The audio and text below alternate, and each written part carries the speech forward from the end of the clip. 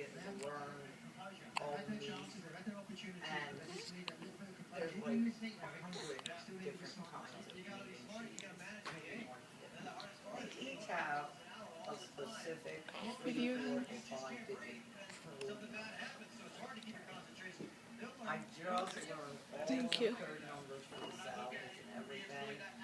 I come in the other day, and there's different 5-digit numbers down there. I said to my manager, "What's up with that?"